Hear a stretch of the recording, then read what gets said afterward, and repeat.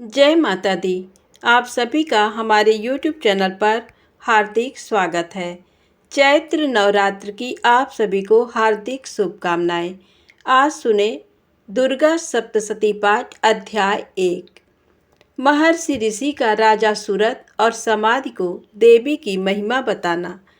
Video पसंद आए तो कृपया लाइक सब्सक्राइब अवश्य करें। ओम नमः चंडिकाय। महर्षि मार्कंडेय जी बोले, सूर्य के पुत्र सावर्ण की उत्पत्ति की कथा विस्तार पूर्वक कहता हूँ। सावर्ण महामाया की कृपा से जिस प्रकार मनवंतर के स्वामी हुए उसका हाल भी सुनो। पहले स्वरोचिस नामक मनवंतर में चैत्रवंशी सूरत नाम के एक राजा थे। सारी पृथ्वी पर उनका राज्य था। वह प्रजा को अपने पुत्र के समान मानते थे, तो भी कोला विध्वंसी राजा उनके शत्रु बन गए। दुष्टों को दंड देने वाले राजा सूरत की उनके साथ लड़ाई हुई। कोला विध्वंसियों के संख्या में कम होने पर भी राजा सूरत युद्ध में उनसे हार गए। तब वह अपने नगर में आ गए। केवल अपने देश का राज्य ही उनके पास रह गया और वह उसी देश के राजा होकर राज्य करने लगे। किंतु उनके शत्रुओं ने उन पर वहां भी आक्रमण किया। राजा को बलहीन देखकर उसके दुष्ट मंत्रियों ने राजा की सेना और खजाना अपने अधिकार में कर लिया। राजा सूरत अपने राज्य के अधिकार को हारकर शिकार खेलने के बहाने घोड़े पर सवार होकर वहां से एक भयंकर वन की ओर चले गए। उस वन में उन्होंने महर्षि मेधा का आश्रम देखा। वहां महर्षि मेधा अपने शिष्यों तथा मुनियों से सुशोभित बैठे हुए थे और वहां कितने ही हिंसक जीव परम शांति भाव से रहते थे। राजा सूरत ने महर्षि मेधा को प्रणाम किया और महर्षि ने भी उनका उचित सत्कार किया। राजा सूरत महर्षि के आश्रम में कुछ समय तक ठहरे। अपने नगर की ममता के आकर्षण से राजा अपने मन में सोचने लगे, पूर्व काल में पूर्वजों ने जिस नगर का पालन किया था वह आज मेरे हाथ से निकल गया। मेरे दुष्ट एवं दुरात्मा मंत्री मेरे नगर की अब धर्म से रक्षा कर रहे होंगे या नहीं। मेरा प्रधान हाथी जो कि सदा मद की वर्षा करने वाला और शूरवीर था, मेरे बैरियों के बस में होकर न जाने क्या दुख भोग रहा होगा। मेरे आज्ञाकारी नौकर जो मेरी कृपा से धन और भोजन पाने से सदैव सुखी रहते थे और मेरे पीछे पीछे चलते थे, वह अब निश्चय ही दुष्ट राजाओं का अनुसरण करते होंगे तथा मेरे दुष्ट एवं दुरात्मा मंत्रियों द्वारा व्यर्थ ही धन को व्यय करने से संचित किया हुआ मेरा खजाना एक दिन अवश्य खाली हो जाएगा। इस प्रकार की बहुत सी बातें सोचता हुआ राजा निरंतर दुखी रहने लगा। एक दिन राजा सूरत ने महर्षि मेधा के आश्रम के निकट एक वैश्य को देखा। राजा ने उससे पूछा, भाई तुम कौन हो? यहाँ तुम्हारे आने का क्या कारण है और तुम मुझे शोकग्रस्त अनमने से दिखाई देते हो, इसका क्या कारण है? राजा के ये नम्र वचन सुन वैश्य ने महाराज सूरत को प्रणाम करके कहा। वैश्य बोला, राजन, मेरा नाम समाधि है। मैं धनियों के कुल में उत्पन्न एक वैश्य हूँ।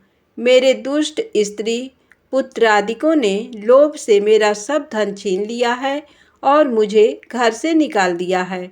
मैं इस तरह से दुखी होकर इस वन में चला आया हूँ और यहाँ रहता हुआ मैं इस बात को भी नहीं जानता कि अब घर में इस समय सब कुशल हैं या नहीं। यहाँ मैं अपने परिवार का आचरण संबंधी कोई समाचार भी नहीं पा सकता कि वह घर में इस समय कुशल पूर्वक हैं या नहीं।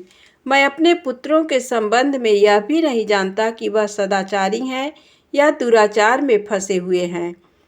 जिस धन के लोभी स्त्री पुत्रों ने तुम्हें घर से निकाल दिया है, फिर भी तुम्हारा चित्त उनसे क्यों प्रेम करता है?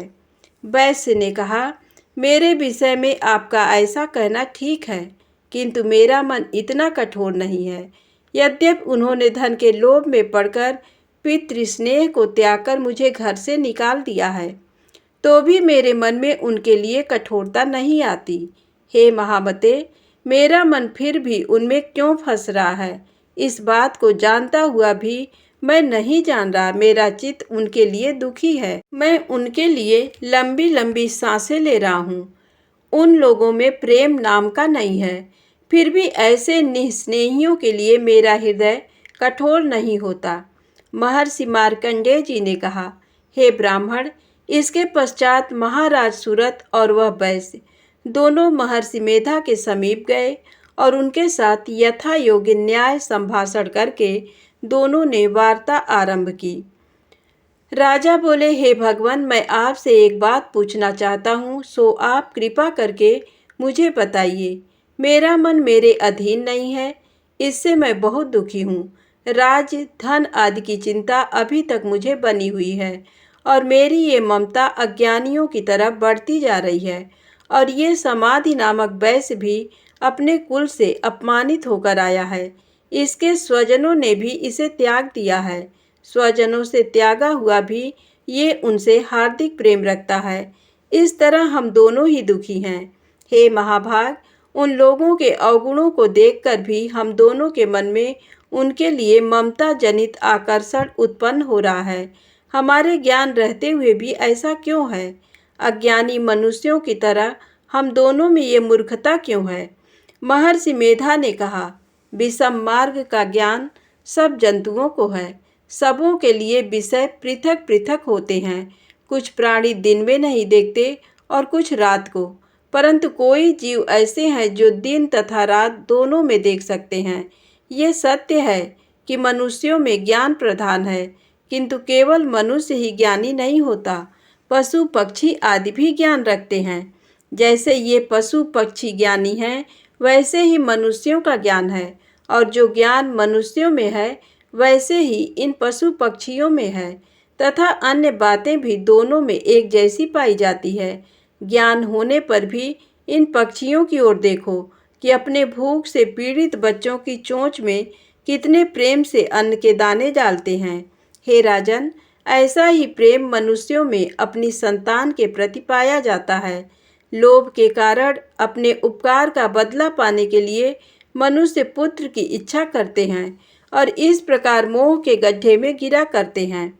भगवान श्री हरि की जो माया है, उसी से ये संसार मोहित हो रहा है। इसमें आश्चर्य की कोई बात नहीं है, क्योंकि वह भगवान विष्णु की योग निद्रा है। ये माया ही है जिस कारण संसार मोह में जकड़ा हुआ है। यही महामाया भगवती देवी ज्ञानियों के चित्त हो बलपूर्वक खींचकर मोह में डाल देती हैं और उसी के द्वारा संपूर्ण जगत की उत्पत्ति होती है। यही भगवती देवी प्रसन्न होकर मनुष्य को मुक्ति प्रदान करती हैं। यही संसार के बंधन का कारण है तथा संपूर्ण ईश्वरों की भी स्वामिनी है। महाराज सूरत ने पूछा, भगवान, वह देवी कौन सी हैं जिसको आप महामाया कहते हैं? हे ब्राह्मण, वह कैसे उत्पन्न हुई और उनका कार्य क्या है? उसके चरित्र कौन कौन से हैं? प्रभु, उनका जैसा प्रभाव हो, जैसा स्वरूप हो, वह सभी कृपा कर मुझसे कहिए। मैं आपसे सुनना चाहता हूँ। महर्षि मेधा बोले, हे राजन, वह देवी तो नित्य स्वरूपा हैं। उनके द्वारा ये संसार रचा गया है, तब भी उसकी उत्पत्ति अनेक प्रकार से होती है। वह सब आप मुझसे सुनो। वह देवताओं का कार्य सिद्ध करने के लिए प्रकट होती हैं।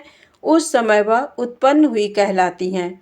संसार को जलमय करके जब भगवान विष्णु योग निद्रा का आश्रय लेकर शेष शैया पर सो रहे थे, तब मधुकैटभ नाम के 2 असुर उनके कानों के मैल से प्रकट हुए और वह ब्रह्मा जी को मारने के लिए तैयार हो गए।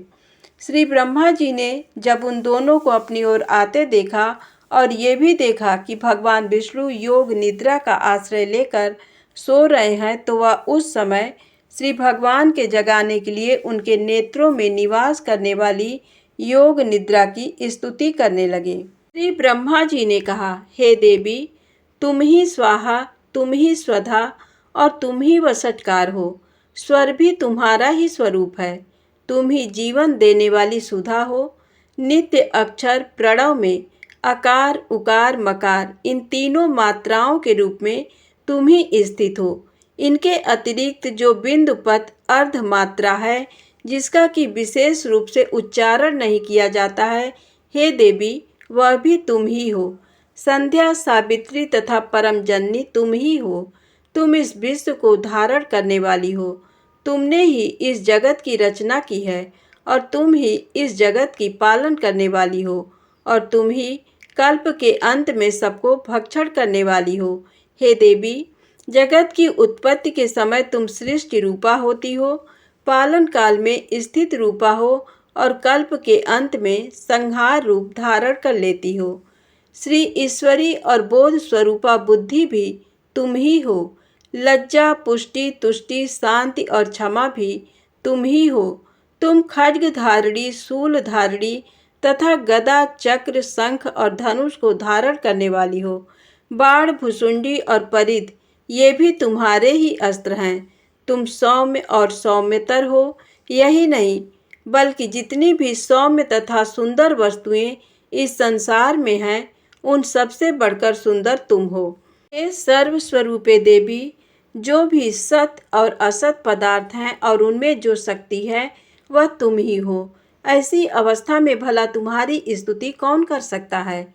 इस संसार की सृष्टि, पालन और संहार करने वाले जो भगवान हैं, उनको भी जब तुमने निद्रा के वशीभूत कर दिया है, तो फिर तुम्हारी स्तुति कौन कर सकता है। मुझे, भगवान विष्णु तथा भगवान शंकर को शरीर धारण कराने वाली तुम ही हो। तुम्हारी स्तुति करने की शक्ति किसमें है। हे देवी, तुम तो अपने इन उदार प्रभावों के कारण ही प्रशंसनीय हो। मधु और कैटभ जो भयंकर असुर हैं, इन्हें तो मोह में डाल दो और श्री हरि भगवान विष्णु को भी जल्दी जगा दो और उनमें इनको मार डालने की बुद्धि भी उत्पन्न कर दो। महर्षि मेधा बोले, हे राजन, जब ब्रह्मा जी ने देवी से इस प्रकार स्तुति करके भगवान को जगाने तथा मधु और कैटभ को मारने के लिए कहा, तो वह भगवान श्री विष्णु के नेत्र, मुख, नासिका, बाहु, हृदय और वक्षस्थल से निकल श्री ब्रह्मा जी के सामने खड़ी हो गई। उनका ऐसा कहना था कि भगवान श्रीहरि तुरंत जाग उठे और दोनों असुरों को देखा, जो कि अत्यंत बलवान तथा पराक्रमी थे और मारे क्रोध के जिनके नेत्र लाल हो रहे थे और जो ब्रह्मा जी को वध करने के लिए तैयार थे। तब क्रोधित हो उन दोनों दुरात्मा असुरों के साथ भगवान श्रीहरि पूरे 5000 वर्ष तक लड़ते रहे। एक तो वह अत्यंत बलवान तथा पराक्रमी थे, दूसरे महामाया ने भी उन्हें मोह में डाल रखा था। अतः वह श्री भगवान से कहने लगे, हम दोनों तुम्हारी वीरता से अत्यंत प्रसन्न हैं। तुम हमसे कोई वर मांगो। भगवान ने कहा, यदि तुम मुझ पर प्रसन्न हो तो अब तुम मेरे हाथों से मर जाओ। बस इतना सा ही वर मैं तुमसे मांगता हूँ। यहाँ दूसरे वर से क्या प्रयोजन है। महर्षि मेधा बोले, इस तरह से जब वह धोखे में आ गए और अपने चारों ओर जल ही जल देखा, तो भगवान श्रीहरि से कहने लगे, जहाँ पर जल ना हो, सूखी जमीन हो, उसी जगह हमारा वध कीजिए। महर्षि मेधा कहते हैं, तथास्तु कहकर भगवान श्रीहरि ने उन दोनों को अपनी जांघ पर लिटाकर उन दोनों के सिर काट डाले। इस तरह ये देवी श्री ब्रह्मा जी के स्तुति करने पर प्रकट हुई थी। अब तुमसे उनके प्रभाव का वर्णन करता हूँ, सुनो। धन्यवाद। कथा पसंद आई हो तो कृपया चैनल को लाइक, सब्सक्राइब अवश्य करें।